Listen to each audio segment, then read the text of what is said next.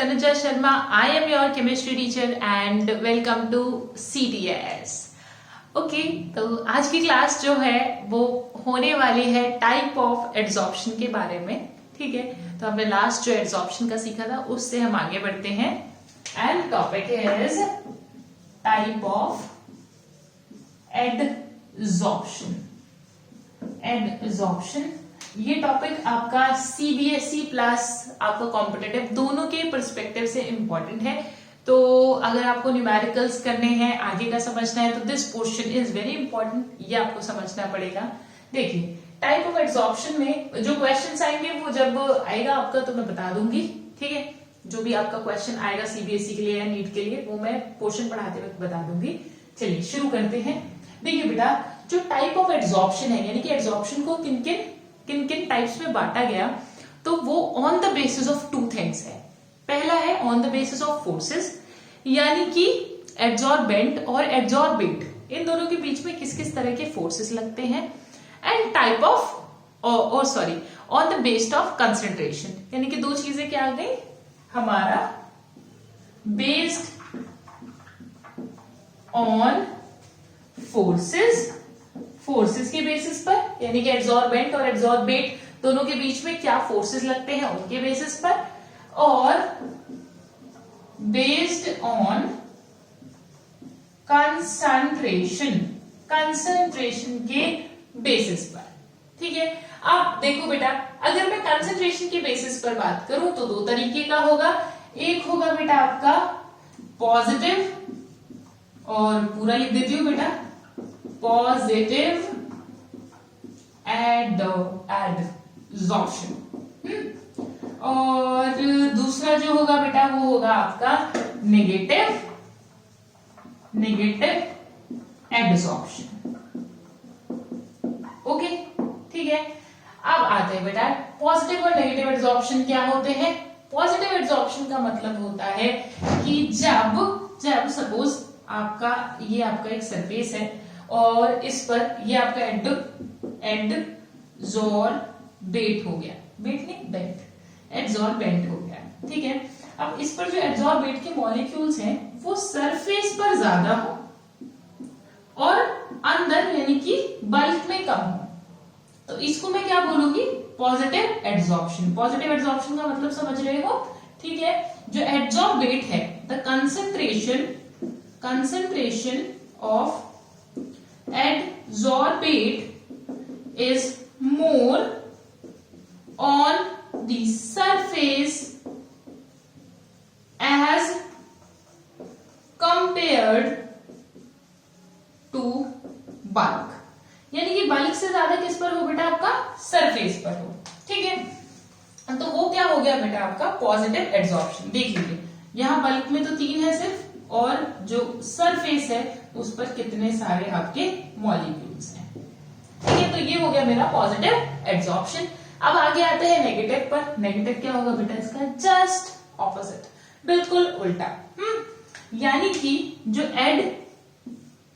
Adsorbent है इस पर जो मॉलिक्यूल्स होंगे बेटा, जो मॉलिक्यूल्स इसमें नहीं आ रहा है, छोड़ो. ठीक है, जो मॉलिक्यूल्स होंगे वो क्या होगा बेटा, जो हमारा सरफेस है उस पर मॉलिक्यूल्स कम होंगे, और जो हमारा बल्क है इस पर हमारे जो मॉलिक्यूल्स हैं वो ज्यादा होंगे. आपको मेरी बात समझ आ रही है. So the concentration of adsorbate is more in bulk as compared to surface से अगर मैं कंपेयर करूं तो. ठीक है, तो ये मेरा पॉजिटिव एड्सॉर्प्शन हुआ, ये मेरा क्या हो गया, नेगेटिव एड्सॉर्प्शन. अब आते हैं अपने अगले पोर्शन पर, that is based on forces. देखिए बेस्ड ऑन फोर्सेस, अगर फोर्सेस के बेस पर बात करूं तो आपको पता है फोर्स हमारे दो तरीके के होते हैं, एक केमिकल फोर्स और एक फिजिकल फोर्स, है ना भाई. यही तो होता है. जो फिजिकल फोर्स क्या होता है, वो कौन से होते हैं फिजिकल फोर्सेस, जैसे कि वॉन्डर वॉल, है ना भाई. वॉन्डर वॉल क्या है, आपका फिजिकल फोर्स है ना. और केमिकल फोर्सेस क्या होते हैं? जो केमिकल, जिनमें केमिकल बॉन्ड पार्टिसिपेट कर रहा हो, केमिकल बॉन्ड बन रहा हो, ठीक है, वो क्या हो गए? आपके केमिकल फोर्सेस हो गए। अब समझिए, यानी कि यहाँ पर भी जब मेरे फोर्सेस दो तरीके के हैं तो मेरा एब्जॉर्प्शन भी दो तरीके का होगा। कौन कौन सा? एक का नाम है फिजिकल एडसॉर्प्शन, जैसा इसका नाम है बिल्कुल वैसा ही है बेटा, ये फिजिकल। और केमिकल एडसॉर्प्शन। देखिए बेटा, इसको हम बोलते हैं फिजिजॉर्प्शन और इसको हम बोलते हैं केमीजॉर्प्शन। ठीक है, जॉर्प्शन आपको मैंने बताया ही था, ठीक है। अब बस उसके आगे दो टर्म्स और लगे, फिजिजॉर्प्शन एंड, मतलब फिजी लग गया और केमी लग गया, ठीक है। फिजी मतलब जिसमें फिजिकल फोर्सेस इंक्लूड हो रहे हों, केमी मतलब जिसमें केमिकल फोर्सेस इंक्लूड हो रहे हों। अब आपका इस पोर्शन से क्वेश्चन क्या आएगा वो समझ लीजिए। देखिए बेटा, जो सीबीएसई वाला बच्चा है, वो नोट करके रख ले कि आपका इन दोनों के बीच में डिफरेंस जरूर आएगा, ठीक है। इन दोनों के बीच में वो आपसे डिफरेंस पूछेगा, ये तो आपसे नहीं पूछेगा, सीबीएसई में नहीं पूछेगा पॉजिटिव और नेगेटिव एडसॉर्प्शंस, ठीक है। But this portion is very important, this difference is very very important, ठीक है। आप पास्ट ईयर के पेपर्स देखोगे, अथाह रूप से मिल जाएगा आपको, बहुत आया हुआ है, ठीक है। अब बढ़ते हैं बेटा आगे। तो हम सबसे पहले आप इस पोर्शन को हटा के इनके बीच का डिफरेंस डिस्कस कर लेते हैं, यानी कि फिजिकल एडसॉर्प्शन और केमिकल एडसॉर्प्शन को अच्छे से पढ़ लेते हैं, ठीक है, ताकि आपके एग्जाम में आए तो आप क्वेश्चन को छोड़ कर ना आओ, करके आओ, है ना, ठीक है।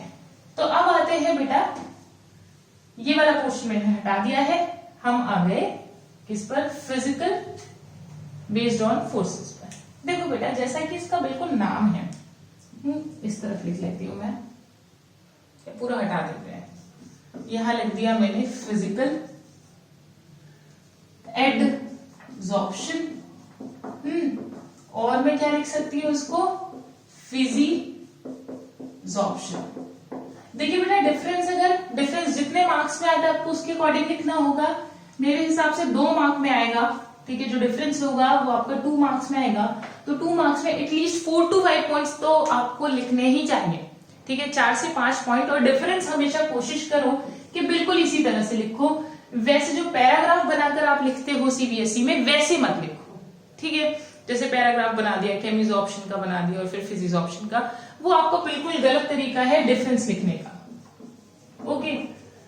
तो कोशिश करिए आप हमेशा इस तरह से ही लिखें, केमिकल एडसॉर्प्शन और ये हो गया मेरा केमिजॉर्प्शन, ठीक है। चलो अब दोनों के बीच का डिफरेंस डिस्कस कर लेते हैं। सबसे पहला पॉइंट, सबसे फर्स्ट पॉइंट बेटा जो आपका है वो क्या है? सोचो, बेस्ड ऑन फोर्सेस। भाई फोर्सेस के ऊपर हमने जब डिवाइड किया तो मैंने क्या बताया कि इसमें फिजिकल फोर्सेस आते हैं जबकि इसमें केमिकल फोर्सेस इंक्लूड होते हैं। फिजिकल फोर्सेस कौन कौन से होते हैं बेटा? देखो, फिजिकल फोर्सेस आर जब मॉलिक्यूल से सिर्फ इंटरैक्ट करे, ठीक है, इंटरैक्ट करे, कोई केमिकल रिएक्शन ना करे। ये जब आपने केमिकल बॉन्डिंग पढ़ा होगा तो आपको ढंग से टीचर्स ने समझाया होगा कि जब आपका कोई भी मॉलिक्यूल सिर्फ मॉलिक्यूल से इंटरैक्ट करता है, कुछ नया फॉर्म नहीं करता, ठीक है, तो उसको हम वॉन्डरवॉल इंटरैक्शन बोलते हैं, या उसको हम सेकेंडरी इंटरैक्शन बोलते हैं, या फिर हम उसको फिजिकल फोर्सेस बोलते हैं, ठीक है। जो आपका डायपोल इंटरैक्शन है, आयन डायपोल है, वो सब बेटा उसी के अंदर आता है, सेकेंडरी इंटरैक्शन के अंदर आता है, ठीक है।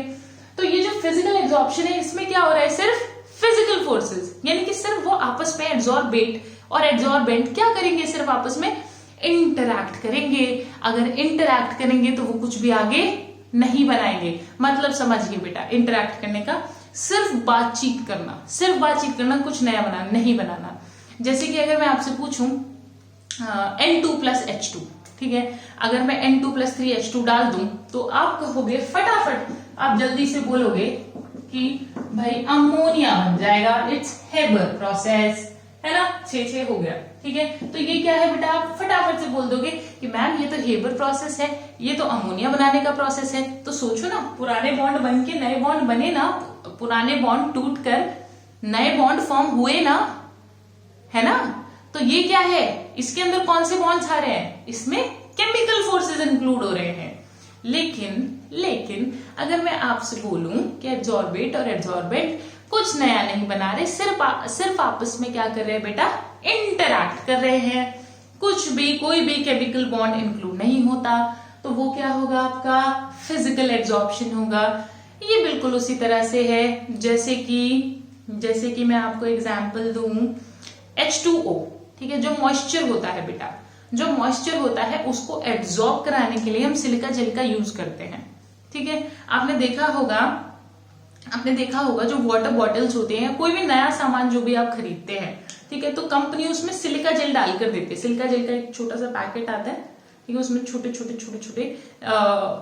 कैसे बोलूं, ड्रॉपलेट्स होती है। ठीक है, ड्रॉपलेट्स नहीं ऐसे छोटे, जैसे कैसे बोलूं, समझ गए ना तुम, हाँ वही होते हैं। ठीक है, तो जो सिलिका जेल है, ऑफ कोर्स उस पर लिखा होता है डू नॉट ईट, खा मत लेना उसको कभी। वो सिलिका जेल है सिर्फ पानी के लिए, यानी कि मॉइस्चर के लिए, मॉइस्चर को एब्जॉर्ब करने के लिए। तो नई चीजों में डाला जाता है ताकि मॉइस्चर उसमें स्मेल ना कर दे। ठीक है, तो उसके अंदर क्या हो रहा है, वाटर सिर्फ उस पर क्या हो रहा है, एब्जॉर्ब हो रहा है, सिर्फ एब्जॉर्ब हो रहा है, कुछ और नहीं हो रहा है ना। जब H2 निकल के ऊपर जाता है बेटा, तो अभी वो सिर्फ एब्जॉर्ब हो रहा है। अगर मैं बोलूं कि H2 किस पर मैंने एब्जॉर्ब कराया, निकल पर एब्जॉर्ब कराया, तो ये सिर्फ एब्जॉर्ब हो रहा है, इस पर कुछ रिएक्शन नहीं दे रहा। मेरी बात समझो, कुछ रिएक्ट नहीं कर रहा। तो इसके अंदर तो केमिकल फोर्सेस इंक्लूड होंगे, लेकिन इसके अंदर क्या होगा, सिर्फ ये दोनों आपस में क्या करेंगे, बात करेंगे, कुछ भी ये अपना बॉन्ड तोड़ के इसके साथ कुछ करने नहीं वाला, मतलब इसके साथ कोई नया कंपाउंड नहीं बनाएगा। मेरी बात समझ रहे हो? ठीक है, तो फिजिकल एब्जॉर्प्शन का मतलब है विच इंक्लूड्स फिजिकल फोर्सेस। अगर आपको इतनी बात समझ आई है ना, तो आगे के पॉइंट्स ऐसे ही समझ में आ जाएंगे, बिल्कुल ऐसे ही। देखना ध्यान से, इसमें फिजिकल फोर्सेस आए क्योंकि ये सिर्फ आपस में क्या कर रहे हैं बेटा, इंटरैक्ट कर रहे हैं। तो हम यहां पर लिखेंगे इट इंक्लूड्स व्हाट, वॉन्डरवॉल। इसमें क्या होते हैं बेटा, आपके वॉन्डरवॉल्स फोर्सेस होते हैं, जबकि यहां पर क्या होता है बेटा, केमिकल फोर्सेस। केमिकल फोर्सेस किस किस के बीच में बेटा, एडसॉर्बेंट एंड एब्जॉर्बेट। ठीक है, दोनों के बीच में क्या होते हैं बेटा, केमिकल फोर्सेस होते हैं। और यहां पर एडसॉर्बेट और एडसॉर्बेंट के बीच में क्या होता है बेटा, आपके फिजिकल फोर्सेस होते हैं। वो फिजिकल फोर्सेस, फेमस फोर्सेस क्या है बेटा, आपके वॉन्डरवॉल फोर्सेस हैं। और अगर केमिकल बॉन्डिंग पढ़ा रही होती तो मैं आपको सब कुछ पढ़ा देती, बट अभी हमारे पास रिस्ट्रिक्शन है कि अभी हम ये चैप्टर कर रहे हैं, तो मैं बहुत ज्यादा इस पोर्शन पर यानी कि फिजिकल फोर्सेस पर नहीं बोलूंगी, वो हम केमिकल बॉन्डिंग में पढ़ेंगे। ठीक है, अब आते हैं आपको ये दोनों एग्जाम्पल क्लियर हो गए, तो मुझे एक बात बताओ, मुझे एक सिंपल सी बात बताओ कि जब वॉन्डरवॉल फोर्स है, मैंने कहा सिर्फ इंटरैक्शन होगा, अगर सिर्फ इंटरैक्शन होगा तो क्या सरफेस पर कोई नया कंपाउंड बनना चाहिए क्या? भाई H2 और Ni सिर्फ आपस में इंटरैक्ट कर रहे हैं, तो क्या कुछ नया बनाएंगे क्या? नहीं बनाएंगे। जब हाइड्रोजन की जरूरत होगी बाहर, तो निकल उसको रिलीज कर देगा। यानी कि जब हाइड्रोजनेशन रिएक्शन आप कराते हो और आपकी एल्कीन को जरूरत पड़ती है इथेन बनने की, तो H2Ni जो इस पर ये एब्जॉर्ब हुआ होता है बेटा, जो H2 इस पर निकल पर एब्जॉर्ब हुआ होता है, वो धीरे धीरे क्या हो जाता है बेटा, रिलीज होने लगता है। लेकिन यहां समझो बेटा, यहां पर तो सिर्फ फिजिकल फोर्सेस है ना, तो यानी कि जो निकल था उस पर अगर H2 है, तो वो सरफेस पर कुछ भी नया नहीं बनाने वाला, यानी कि नो सरफेस कंपाउंड फॉर्म, यानी सरफेस पर कोई भी कंपाउंड फॉर्म नहीं बनने वाला है, नहीं होने वाला है। लेकिन केमिकल एडसॉर्प्शन में क्या होगा बेटा, सरफेस पर कोई कंपाउंड बन सकता है, तो हम लिखेंगे सरफेस कंपाउंड फॉर्म्ड, क्योंकि केमिकल फोर्सेस इंक्लूड हो रहे हैं। तो इसका मतलब ही है पुराने बेकार बॉन्ड को तोड़ो, नए बढ़िया स्टेबल बॉन्ड बना लो। क्लियर? चलो अब देखते हैं बेटा, एक बात बताओ, केमिकल इंटरैक्शन जिसमें इंक्लूड होंगे केमिकल फोर्सेस, तो वो तो देखकर होंगे ना। देखकर माने भाई H2N2 से रिएक्ट करके अमोनिया बनाता है ना भाई, अमोनिया बनाता है। अब ध्यान से सोचना, तो जब हमने अमोनिया बनाया तो हमने हेबर प्रोसेस को हमने चूज किया ना, क्या H2 और N2 इस पोर्शन में मिलाए तो हाँ ये अमोनिया बना देगा, तो इट्स वेरी स्पेसिफिक ना, बहुत स्पेसिफिक है ना, जिन जिन के बीच में केमिकल रिएक्शन हो सकती है, केमिकल बॉन्ड बन सकते हैं, इट इज वेरी स्पेसिफिक। सोचो, है ना भाई, सब आपस में रिएक्ट नहीं कर सकते, सब आपस में रिएक्ट नहीं कर सकते, सबके सब आपस में केमिकल फोर्सेस नहीं बना सकते या केमिकल बॉन्ड नहीं बना सकते। तो क्या होता है, केमिकल बॉन्ड जो है किन किन के बीच में बनेगा, इट इज वेरी स्पेसिफिक, है ना। तो हमारा इन दोनों के और interaction, is it specific? Interaction कहाँ स्पेसिफिक हुआ? इंटरेक्शन में तो बात ही करनी है भाई। सोचो ना, तुम्हें किसी से रास्ता पूछना हो, अब तो गूगल मैप्स आ गए, ठीक है, उसमें रास्ता देख लेते हैं हम, लेकिन किसी से रास्ता पूछना हो तो क्या तुम सोचते हो कि नहीं नहीं नहीं नहीं नहीं नहीं इससे नहीं पूछना, नहीं अगले से नहीं पूछना, है ना, जो रास्ते में मिलेगा उससे पूछ लोगे रास्ता, है ना। इंटरैक्ट तो करना है भाई, उसको घर थोड़ी ले जाना तुमने, है ना। तो it is what interaction is this is what not specific. भाई तुमने बात करके तुमने या तुम दुकान चूज करते हो कि हाँ तुम्हें इस दुकान से ही खरीदना कुछ या इससे नहीं खरीदना, जहां से मिलेगा वहां से खरीद लोगे। It is just what interaction. तुम्हें जाके तुम्हें क्या करना था, तुम्हें बस अपना काम पूरा करना था, वहां पे किसी शॉप पे जाके तुमने कुछ खरीद लिया, है ना। तो what it is not specific. एक अगर मान लो तुम्हें दवाई खरीदनी है, एक मेडिकल स्टोर पे नहीं मिली तो तुम दूसरे पर जाओगे, वेट थोड़ी ना करोगे कि नहीं नहीं ये हमारे रिश्तेदार है, हम तो 4 दिन बीमार पड़े रहेंगे लेकिन हम किसी और की दवाई नहीं खाएंगे, नहीं ना, ऐसा तो नहीं है ना। So interaction is what, this is what not specific. लेकिन जो हमारा केमिकल एब्जॉर्प्शन होगा, दिस इज व्हाट स्पेसिफिक। सबके बीच में रिएक्शंस नहीं होती है ना, मेरी बात समझ रहे हो। सबके बीच में क्या होती है, रिएक्शंस नहीं होती है, कुछ स्पेसिफिक होते हैं, पुराने बॉन्ड टूट के नए बॉन्ड बनना। तो एक चीज समझो कि यहाँ पर सिर्फ बातचीत करनी है, सिर्फ इंटरेक्शन करना है, इसके अलावा हमें और कुछ नहीं करना। तो this is what not specific. ये स्पेसिफिक नहीं है, स्पेसिफिक इन नेचर, ये स्पेसिफिक नहीं होता नेचर में। आप लेकिन केमिकल एब्जॉर्प्शन जो है ये क्या है बेटा, this is specific in nature, ये बहुत ही स्पेसिफिक होता है, स्पेसिफिक इन नेचर। बात समझ आ रही है? Chemical absorption is very specific in nature. कुछ रिएक्शंस ही हैं, मतलब ऐसा नहीं है कि आपने 2 चीजें उठाई और आपने रिएक्शन कराना शुरू कर दिया तो वो जरूर रिएक्ट करके कोई कंपाउंड दे देंगे, ऐसा जरूरी नहीं है। It is very specific. आपको मेरी बात अगर इतनी क्लियर हो गई तो ये बात भी क्लियर हो गई होगी कि अगर कोई कंपाउंड बन चुका है, देखो ना, सरफेस कंपाउंड फोर्सेस लिख दिया मैंने यार, वहां फॉर्म लिखना होगा, फॉर्म सही कर लेना बेटा इसको, सही कर लेना, सरफेस कंपाउंड फॉर्म आएगा, ठीक है। अच्छा एक बात बताओ, अगर सरफेस पे कोई कंपाउंड फॉर्म हो गया, ठीक है, फॉर्म हो गया, तो इज इट रिवर्सिबल और इरिवर्सिबल? और यहां देखो, यहां तो कुछ बन ही नहीं रहा, सोचो, यहां पर ये रहा मेरा H2, ये रहा मेरा निकल का टुकड़ा, ठीक है, ये रहा मेरा निकल और यहां है मेरी H2 गैस एब्जॉर्ब्ड, ठीक है, एब्जॉर्ब्ड है बेटा, इंटरेक्ट कर रही है खूब मजे से, ठीक है, स्पेसिफिक तो है नहीं, कल को तुम्हें कोई और गैस एब्जॉर्ब करानी हो करा देना, निकल बुरा नहीं मानेगा, ठीक है, बात समझ आ रही। अब समझो इस बात को कि ये जो होगा ये क्या है, ये मान लो तुमने अब हाइड्रोजन तुम्हें पसंद नहीं आई तो निकाल दो, कोई और गैस करा लो एब्जॉर्ब, ठीक है, कोई और गैस करा लो, कुछ भी, कोई भी ए गैस एब्जॉर्ब करा लो, कुछ भी जो तुम्हारा माइंड है, सी करा लो, बी करा लो, कोई भी गैस एब्जॉर्ब करा लो, ठीक है। तो it is what reversible in nature. जब तुम्हारा मन करे गैस निकाल ली, कैसे निकाल लिया, निकल का टुकड़ा रख दो बाहर। भाई निकल का टुकड़ा जिस पर वो गैस एब्जॉर्ब हुई है, जिस सॉलिड पर वो एब्जॉर्ब हो रखी है, अब देखो भाई प्रेशर पड़ा होगा ना इस पर, तभी तो वो बेचारी एब्जॉर्ब हो गई इस पर। भाई प्रेशर होगा ना इस पर, है ना, प्रेशर है इसीलिए तो एब्जॉर्ब हो चुकी इतना। ठीक है, प्रेशर डिक्रीज कर दो, तुम खुले एनवायरमेंट में लाके रख दो, क्या होगा, हाइड्रोजन उड़ जाएगी, कराते रहना कोई और एब्जॉर्ब, है ना, मर्जी तुम्हारी। निकल पे कोई थोड़ी फर्क पड़ रहा है, उसका तो काम था एब्जॉर्ब करने का, उसने कर लिया। तो यानी कि this is what reversible in nature. ठीक है, so fourth one is reversible. Reversible, ठीक है, रिवर्सिबल।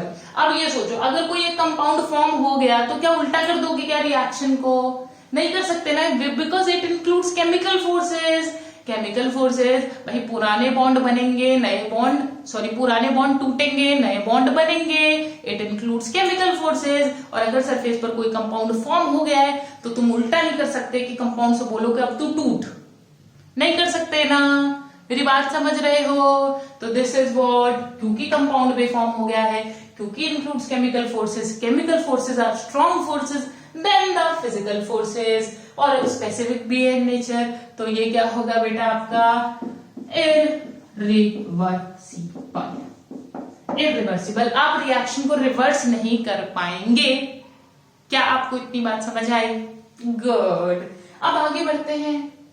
अगर आपको इतना पोर्शन समझ आ गया तो अब आगे बढ़िए। बेटा एक बात सोचो, फिजिकल एब्जॉर्प्शन में तो सिर्फ इंटरैक्शन करना है, लेकिन इसमें तो दुनिया बसा ली इन्होंने, chemical forces, chemical bonds include कर लिए इन्होंने। अब एक बात बताओ, अगर केमिकल बॉन्ड इंक्लूड कर लिए, इतनी ही दुनिया बस चुकी इनकी, तो जो एंथैल्पी होगी, समझ लो मेरी, एंथैल्पी जो होगी वो क्या होगी? ज्यादा होगी ना। इस तरफ क्या होगी बेटा? एंथैल्पी क्या होगी? ज्यादा होगी। और इस तरफ क्या होगी? एंथैल्पी क्या होगी बेटा?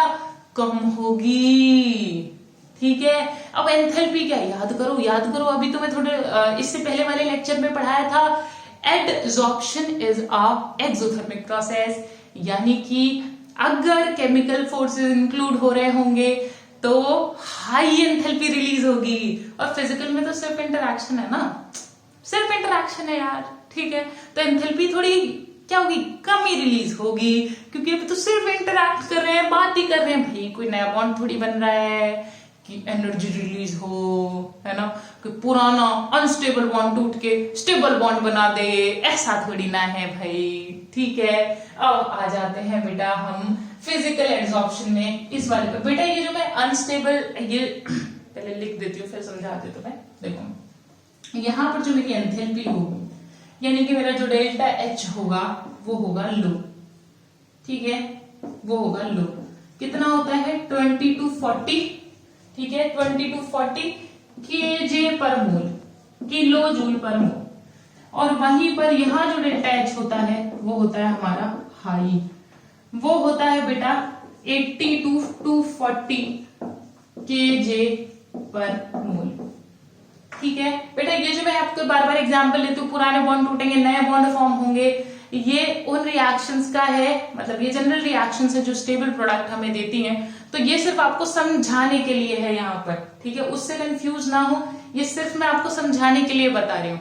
ठीक है, बिकॉज आगे तो तुम्हें ढंग से, मतलब ये देखो इस बात को ध्यान से समझो कि जो एडसॉर्प्शन है, इसको हमने अलग अलग कंसंट्रेशन और फोर्सेस के बेस पर हमने डिफाइन कर दिया है। मेरी बात समझ रहे हो? तो अगर बल्क में भी कुछ जा रहा है, मॉलिक्यूल्स बल्क में जा रहे हैं और सरफेस पर कम है ना, तो वो भी हमने अलग से बता दिया है कि हाँ भाई वो नेगेटिव हो जाएगा कि बल्क में ज्यादा है और सरफेस पे कम है, तो उसको मैं नेगेटिव एडसॉर्प्शन बोल दूंगी, और वाइस वर्सा उसका उल्टा पॉजिटिव हो जाएगा। लेकिन जब फोर्सेस इंक्लूड होते हैं तब हमने ये लगाया है, हम इसमें कंसंट्रेशन की बात नहीं कर रहे हैं। क्या आपको मेरी इतनी बात क्लियर हो रही है? यहां पर हम कंसंट्रेशन की बात नहीं कर रहे हैं कि सरफेस पर ज्यादा है कि सरफेस पर कम है। ठीक है, कभी बच्चे दिमाग में, मैं बताती हूँ तुमको, है ना, कि उन्होंने कंसंट्रेशन वाला पार्ट तो पढ़ा नहीं होता, वो दिमाग लगाने लगता है यहाँ पर कि यार ऐसे कैसे हो गया, प्रोडक्ट बन गया, अगर ये प्रोडक्ट अगर बन गया तो ये बल्क तक, ये क्या पता थोड़ा सा अंदर चला जाए तो फिर एब्जॉर्प्शन कैसे हुआ, ये तो एब्जॉर्प्शन हो गया। मेरी बात समझ लो, मेरी बात समझ लो। तो डिफरेंस अपने दिमाग में यहाँ क्लियर करते जाना, क्लियर करते जाना। एब्जॉर्प्शन इज बल्क में पहुंच गया, एडजॉर्प्शन इज सरफेस पर है, एब्जॉर्प्शन इज दोनों पर है, दोनों पर है, और ये दोनों है। देखो देखो, फिजिजॉर्प्शन, जॉर्प्शन लगाया मैंने पीछे, केमिजॉर्प्शन, जॉर्प्शन लगाया मैंने पीछे, समझ लो बेटा, जॉर्प्शन लगाया पीछे, ठीक है। अब ये on the basis of forces है, यहां पर तुम कंसंट्रेशन की बात मत घुसाना अपने दिमाग में, ठीक है, कि सरफेस पे कम है कि सरफेस पे ज्यादा है, ठीक है, बल्क में कम है बल्क में ज्यादा है, उसकी बात हमने पॉजिटिव और नेगेटिव में कर ली है। यहां सिर्फ on the basis of forces है, उतना ही दिमाग में यहां रखना बेटा, इसको ज्यादा कष्ट मत देना, ठीक है। अब आगे बात करते हैं, ये लो और हाई की बात हो गई, अब रिवर्सिबल इरिवर्सिबल की बात हो गई। लगभग आपका ये 2 मार्क का क्वेश्चन तो आपका तैयार हो गया, लेकिन और आगे अच्छी अच्छी बात कर लेते हैं। तो देखो बेटा, देखो, अगर मैं बात करूं यहां पर एक्टिवेशन एनर्जी की, तो भाई फिजिकल एड्सॉर्प्शन है और केमिकल एड्सॉर्प्शन है। सोचिए यहाँ पर क्या होंगे, केमिकल फोर्सेस होंगे, और अगर केमिकल फोर्सेस होंगे यानी कि कुछ फॉर्म हो रहा है, कुछ फॉर्म हो रहा है, समझो इस बात को, तो कुछ ना कुछ एक्टिवेशन एनर्जी तो रही होगी ना भाई। एक्टिवेशन एनर्जी याद करो, केमिकल काइनेटिक्स, हाँ, तो इसकी तो कुछ ना कुछ एक्टिवेशन एनर्जी होती है, यानी कि यहां पर तो मुझे एक्टिवेशन एनर्जी रिक्वायर्ड होती है बेटा, लेकिन वहां कोई जरूरत नहीं, वहां कुछ नया थोड़ी ना बनाना है, कुछ नया थोड़ी बनेगा, वही है जो पहले से था, ठीक है। तो यहां पर मैं लिख दूंगी एक्टिवेशन एनर्जी की रिक्वायरमेंट नहीं है, तो आगे लगवा देंगे हम no activation energy. Activation energy की हमें कोई भी जरूरत इसमें नहीं पड़ेगी, हमें तो सिर्फ क्या करना था, इंटरैक्ट करना था। क्लियर? ओके, अब आगे आते हैं आगे समझो बेटा, ये जो है नेक्स्ट, इसमें हाँ अभी बताती हूँ। इसमें बेटा ये जो है आपका फिजिकल एब्जॉर्प्शन जो होता है, ये होता है आपका मल्टी लेयर, यानी कि एक लेयर के बाद दूसरी लेयर फिर बन गई, फिर तीसरी, फिर ऐसे ऐसे लेयर्स बनती जाती हैं। तो ये जो होता है इंटरैक्शन वाला, ये होता है आपका multi layer adsorption, multi layer adsorption. लेकिन वहीं पर अगर केमिकल एडजॉर्प्शन की मैं बात करूं तो ये कैसा होगा बेटा, ये होगा मोनोलेयर, ऊपर बन गया, सरफेस पे प्रोडक्ट भी बन गया, स्पेसिफिक भी हो गया, इरिवर्सिबल भी है। हाई क्या है, हाई एंथैल्पी भी है, और एक्टिवेशन एनर्जी रिक्वायर्ड भी है। तो समझो बेटा, ये बन गया मेरा क्या, क्योंकि प्रोडक्ट तो एक ही बनेगा ना भाई, सरफेस कंपाउंड फॉर्म्ड, सो मोनोलेयर एडजॉर्प्शन है ये, इसमें सिर्फ एक ही लेयरिंग होती है, जबकि ये क्या होता है बेटा आपका मल्टी लेयर होता है। क्या आपको इतनी बात समझ आई? हाँ समझ आई, क्या आ गई? चलो अब इसका एक पोर्शन, एक पॉइंट सिर्फ रह गया है, इफेक्ट ऑफ टेम्परेचर, ठीक है, तो उसकी बात हम कर लेते हैं, मैं इसको हटा देती हूं। और वो इफेक्ट ऑफ टेम्परेचर जो है बेटा वेरी इंपॉर्टेंट, वो आपके एडवांस के पेपर में भी आ चुका है, टेम्परेचर का इफेक्ट ग्राफ पूछ लिया था, ठीक है। तो मैं ग्राफ के थ्रू अभी आपको समझाऊंगी, मैं कुछ पॉइंट्स यहां से हटा देती हूँ। लिखते जा रहे हो ना, नोट्स बना रहे हो ना, बनाते जाना बेटा नोट्स, अदरवाइज ये सब बेकार है, सब कुछ बेकार है अगर नोट्स नहीं बना रहे हो तो, ठीक है। और जो बच्चा जिसके पास ऑलरेडी नोट्स हैं वो एटलीस्ट ये तो मार्क कर ले कि कौन सा पोर्शन से कौन सा क्वेश्चन आएगा, ठीक है, और कौन सा पोर्शन सीबीएसई के लिए इंपॉर्टेंट है और कौन सा पोर्शन आईआईटी के लिए इंपॉर्टेंट है, तो वो तो एटलीस्ट वो मार्क करता चले। देखना जब तुम पेपर की तैयारी करोगे तो it will help you, okay. चलो आगे बढ़ते हैं। इसको मैंने हटा दिया। अब आ गए हम इफेक्ट ऑफ टेम्परेचर पर। देखिए अब फिजिकल एब्जॉर्प्शन में क्या था भाई? सोचो सोचो, सिर्फ क्या कर रहा था? इंटरैक्शन कर रहा था। अब मान लो तुमने हीट दे दी, सोचो क्या होगा? क्या होगा भाई?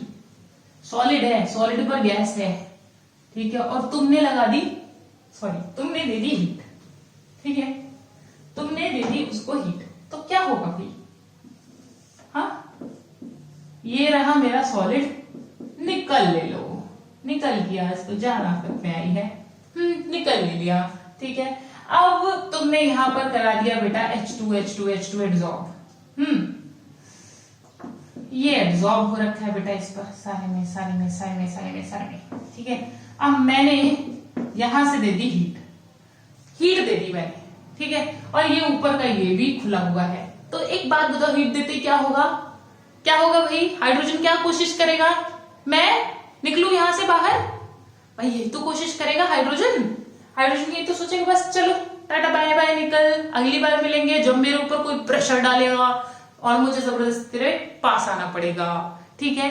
तो जैसे ही आप टेम्परेचर बढ़ाओगे तो जो फिजिकल एब्जॉर्प्शन है, यानी कि जो फोर्सेस इन दोनों को बांधे हुए थे, वो आप क्या कर दोगे बेटा? वो वीक कर दोगे, कम कर दोगे। सोचो यार, आप टेम्परेचर दे रहे हो और हाइड्रोजन के जो मॉलिक्यूल इससे बाइंडेड थे, वो उनको क्या कर रहे हैं? उस टेम्परेचर को क्या कर रहे हैं बेटा? गेन कर रहे हैं, जिससे उनकी काइनेटिक एनर्जी क्या हो रही है?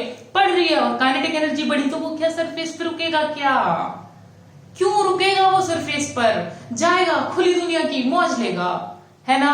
क्या मेरी बात आपको इतनी क्लियर हुई कि जब आप टेम्परेचर यहां पर बढ़ाओगे तो जो फिजिकल एब्जॉर्प्शन है वो कम होगा। और फिजिकली क्यों? अभी चलो, अभी रुक जाओ, ठीक है। अभी ज्यादा बोल दिया तो अगली चीज समझ नहीं आएगी, ठीक है। इससे समझा दूं, फिर ज्यादा बोलेंगे। देखो, ज्यादा बोलेंगे, देखो, यानी कि फिजिकल एब्जॉर्प्शन को कैसा चाहिए? टेम्परेचर कैसा चाहिए बेटा?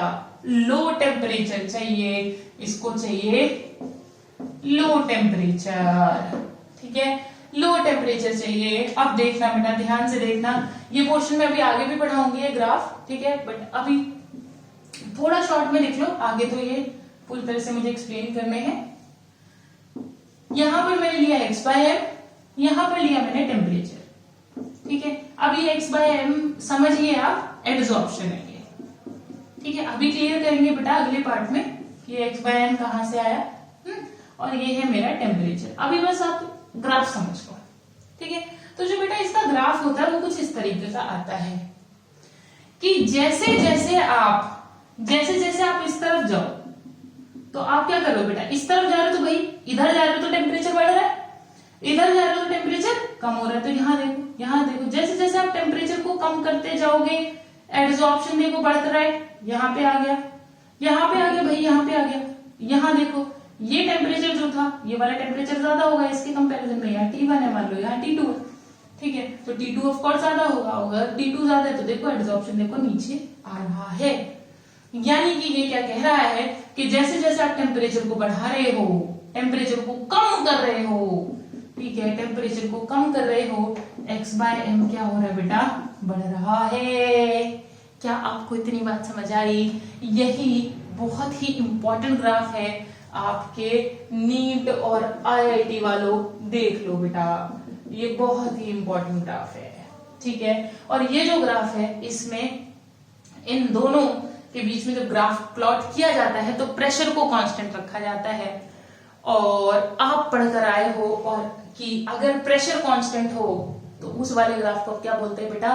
प्रेशर कांस्टेंट है आइसो व्हाट? बार, ठीक है। बार किसकी यूनिट है? प्रेशर की यूनिट है, इसलिए उसको क्या बोलते हैं जब भी प्रेशर कांस्टेंट जाता है तो? आइसो बार। तो इसको मैं क्या बोलूंगी? एडजॉर्प्शन आइसो बार। किसका है बेटा? फिजिकल एब्जॉर्प्शन का है, ठीक है। क्या आपको इतना पोर्शन समझ आया? गुड। अब आते हैं बेटा केमिकल एब्जॉर्प्शन पर। देखिए बेटा, इसमें क्योंकि आपके केमिकल बॉन्ड्स इंक्लूड हो रहे हैं, केमिकल फोर्सेस इंक्लूड हो रहे हैं, ठीक है, तो आपका जो टेम्परेचर होगा बेटा वो हाई टेम्परेचर इसको रिक्वायर्ड होगा।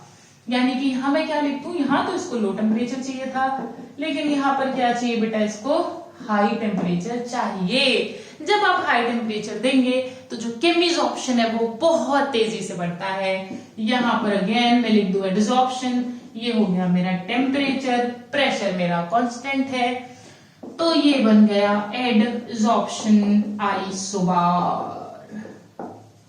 ठीक है, एडसॉर्प्शन आइसोबार। अच्छा ठीक है, अब इतनी बात तो हो गई।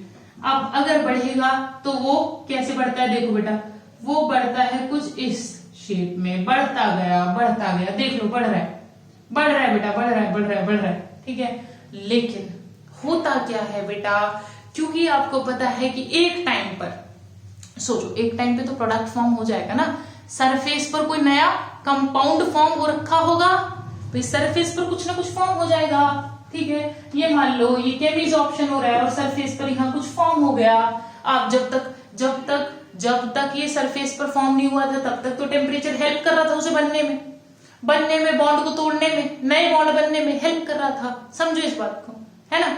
लेकिन एक बार जब ये फॉर्म हो गया और मान लो टेम्परेचर यहाँ पर है, तो अब सोचो ये जो नया सब्सटेंस है, जो नया कंपाउंड मेरा सरफेस पर फॉर्म हुआ है, ये इस सॉलिड सरफेस के साथ में कैसा इंटरेक्शन रख रहा है। अब सोचो ये कैसा इंटरेक्ट कर रहा है इसके साथ में, फिजिकल ना, सिर्फ फिजिकल है, क्योंकि ये तो नया बन चुका। देखो ध्यान से समझो, जब तक ये नया नहीं बना था तब तक तो पुराने बॉन्ड टूट के नए बॉन्ड बनने में हेल्प कर रहा था टेम्परेचर। ठीक है, लेकिन अगर ये एक बार फॉर्म हो गया, मान लो इस स्टेज पर ये फॉर्म हो चुका, ठीक है, अगर ये फॉर्म हो चुका तो ये जो है ये सॉलिड सरफेस के साथ में क्या कर रहा है बेटा, कौन सा इंटरेक्शन कर रहा है, जल्दी बताओ, क्या कोई केमिकल इंटरेक्शन है, क्या ये कुछ नया बना रहा है, नहीं। तो ये क्या कर रहा है, सिर्फ इंटरेक्ट कर रहा है, बातचीत कर रहा है, और इंटरेक्शन बातचीत ही क्या है मेरा, वंडरवॉल, याद आ गया, वंडरवॉल। यानी अब जो फोर्स लग रहा है इनके बीच में वो तो फिजिसॉर्प्शन है। सोचो, अब जो लग रहा है वो तो फिजिसॉर्प्शन हो गया, इनके पहले तो केमिसॉर्प्शन था। स्मार्ट। लेकिन बाद में वो किस में चेंज हो गया, फिजिसॉर्प्शन में चेंज हो गया। और अगर वो अब फिजिसॉर्प्शन में चेंज हो गया तो सोचो, दिमाग लगाओ, टेम्परेचर बढ़ाने पे क्या होगा भाई, क्या होगा टेम्परेचर बढ़ाने पे, क्या वो केमिसॉर्प्शन है, नहीं, अब वो फिजिसॉर्प्शन में बदल चुका है, और टेम्परेचर बढ़ाने पे क्या हो जाएगा, बताओ जल्दी, एडसॉर्प्शन कम हो जाएगा। यानी कि ये ग्राफ क्या हो जाएगा बेटा, ये ग्राफ जो पहले पीक तक गया था, जो मेरा एडसॉर्प्शन बढ़ रहा था, अब वो कम हो जाएगा। क्या आपको मेरी इतनी कहानी, इतनी गाथा समझ आई? हाँ, आ गई, very good.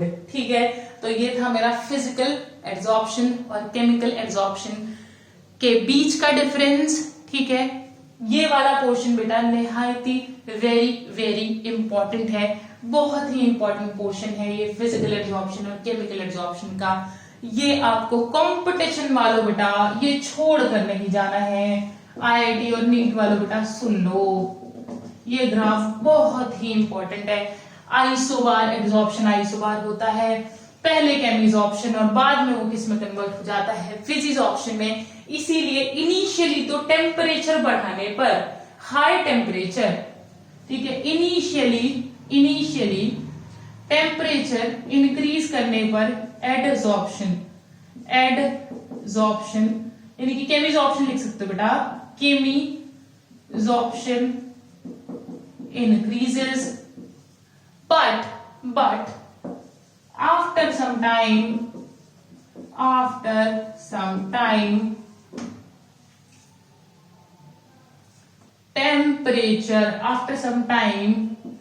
chemissorption decreases with temperature. Temperature आप बढ़ाओगे तो केमिसॉर्प्शन क्या हो जाएगा बेटा, डिक्रीज हो जाएगा। क्या आपको मेरा इतना सारा पढ़ाया हुआ समझ में आ गया? ठीक है, चलिए अब मिलते हैं हम आपसे अगले लेक्चर में, जिसमें मैं आपको पढ़ाऊंगी क्या, फैक्टर्स अफेक्टिंग एब्जॉर्प्शन। ये भी काफी इंपॉर्टेंट टॉपिक है दोनों के लिए, सीबीएसई के लिए भी और कॉम्पिटिटिव एग्जाम्स के लिए भी। सो पढ़ते रहिए, आगे बढ़ते रहिए। Bye bye.